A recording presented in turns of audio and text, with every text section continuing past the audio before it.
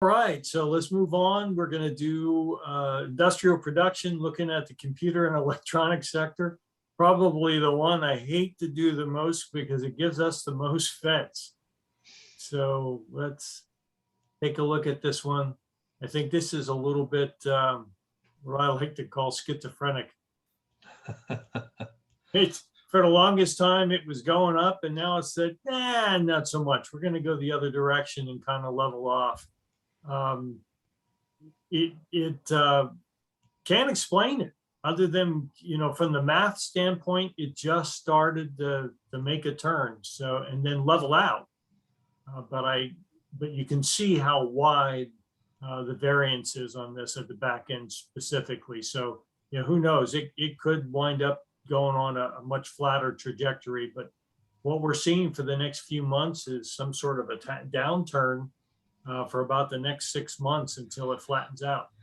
Well, and I'm just going to add before we go too much further, this particular one is the one where the next chart really shows the true story. Yeah. Because even though this looks like it's a flattening, it's not going to feel like it if you're in that industry and if you're producing those products, because you are still seeing continuous growth and demand. But I interrupted Chris. I could tell he's about ready to say something, but there's a tremendous amount of pull forward. Last year, there's a lot of pulled forward purchasing, I think, in this sector. So yeah, exactly. And what we're seeing with computers and particularly electronic product is that there was this huge demand for it right as the COVID thing was hitting, because people were shifting away from service spending because they had to. And they were investing a lot of money in their sort of home electronics, and businesses were having to gear up if they were going to do all their business remotely and by Zoom.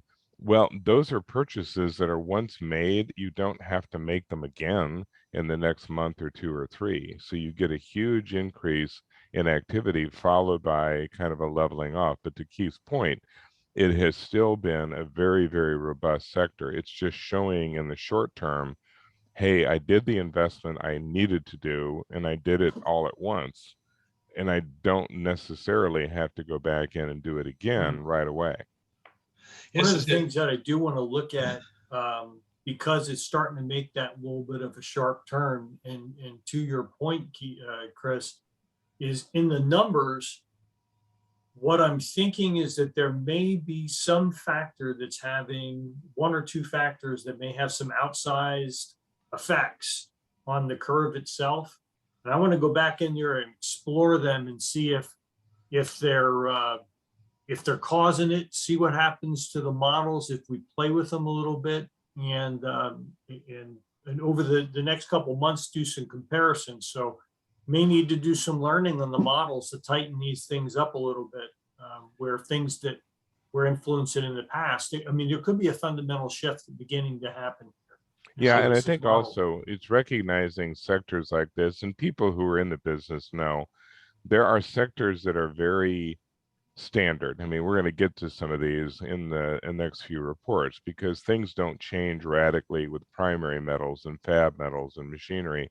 But there are markets like this that are very sensitive to need and demand, and they are going to reflect it almost instantly. And then you just have to kind of build that volatility, because if you go back and look at the blue line, I mean, that's like an EKG. I mean, it was all over the place, depending on what was going on, and there was no driver of note during those years. I mean, it wasn't like there was a sudden expansion of remote work until you get into 2021. But that's when that peak started, was, okay, well, now we all have to change the way we do things. And one thing that you'll see on this chart, and it'll come up in the next chart, the dip that this suffered relative to all the other sectors isn't nearly so much. So if we remember back to IP Man, the drop was from about 100 at the index, is where we were sitting in the beginning of 2000, all the way down to about 80. And in here, you're only seeing about a 5% drop during the worst of the pandemic. People are at home and buying. And when you look at the long range, you can really see this is, as you said, this is a growth story. Definitely. Right. Well, and I do think this is one of those models where I think that curve will start to improve. Now, I think to Chris's point, I mean, a lot of companies and a lot of individuals made those purchases, and I think Chris said, 2 to 3 months before, you don't need one every other month or every 2 to 3 months. I mean, literally though, these are sometimes 4 and 5 and 6 year purchases for a lot of families. So Right.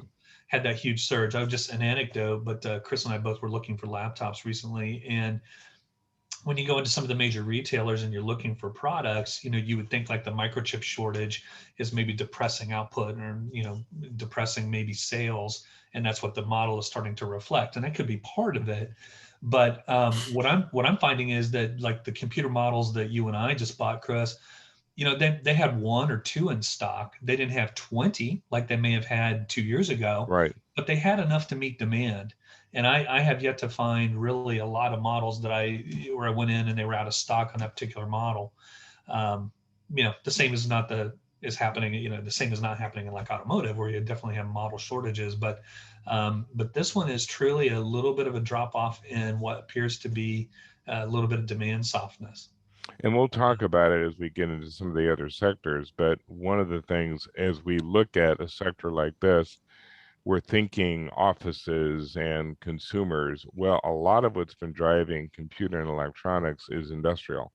And the move from manufacturing to intensely robotic, even the service sectors. I mean, there was a report not long ago, I forgot now which fast food chain ordered 3.5 million units to replace their counter help, 3.5 million touchscreens, Hmm. because they were going to dismiss all of their counter help, all of them, and replace them all with touchscreens. And they said, look, we don't have problems paying the people in the back who are doing the cooking, $14, $15, $20 an hour. We have a real problem paying a counter person who's pushing a picture of a hamburger $15 an hour.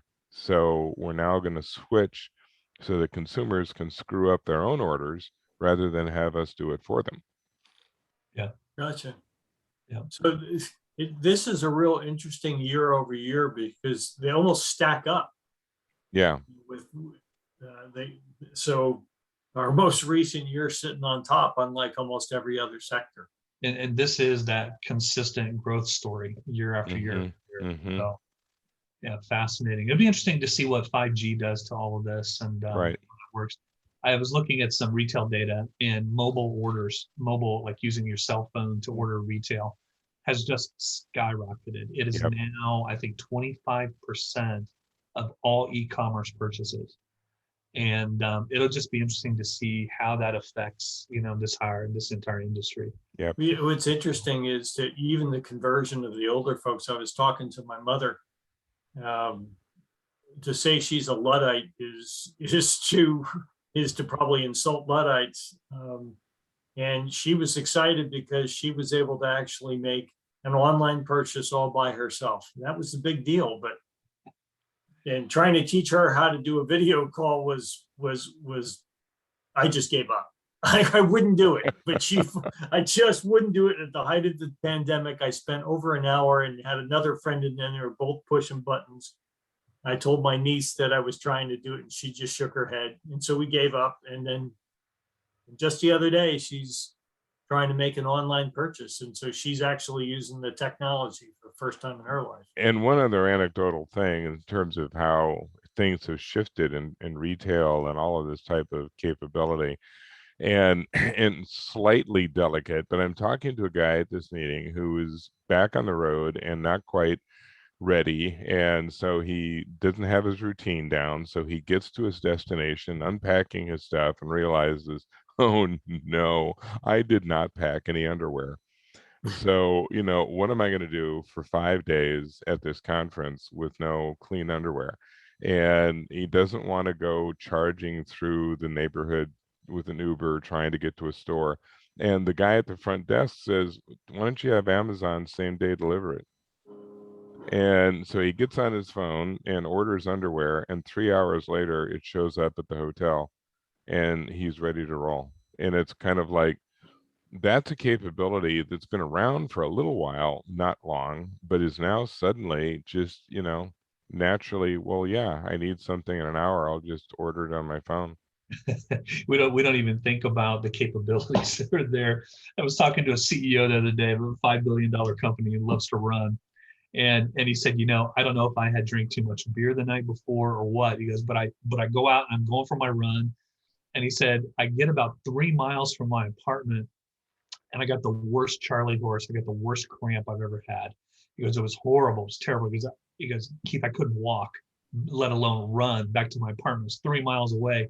Because I'm standing there trying to think, who can I call to come and get me? Who can I call to come and get me? And he was like, dummy, Uber. He was like, he punches in Uber, and the Uber driver met him right there on the corner. And I think he said for like a $3 ride and a $7 tip, the guy drove him 3 miles back to his apartment. He limped back into his apartment. But Yep, exactly. I mean, it's we're just on the cusp of understanding really how to use the technology, and to John's point, you're seeing it creep into an older generation. I mean, as these two will attest, technology is rarely my friend.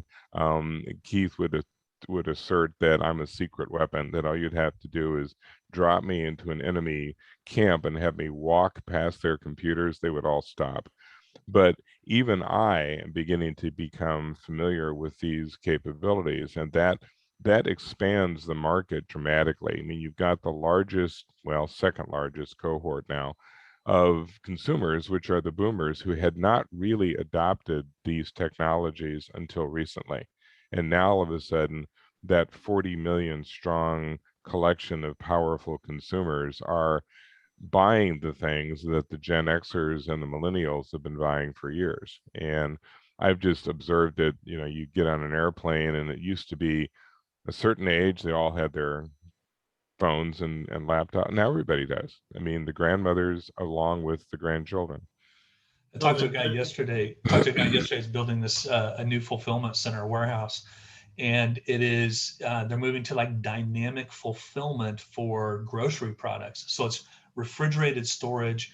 It's a $130 million project, and he said the computer and electronic components of that particular facility would just blow your mind. I mean, he said everything in the entire facility is fully automated, from robotics that are doing the picking to just, again, dynamic order fulfillment, understanding shelf life, and being able to measure, the refrigeration, to within an inch throughout the entire warehouse, so that you might maintain an exact temperature reading.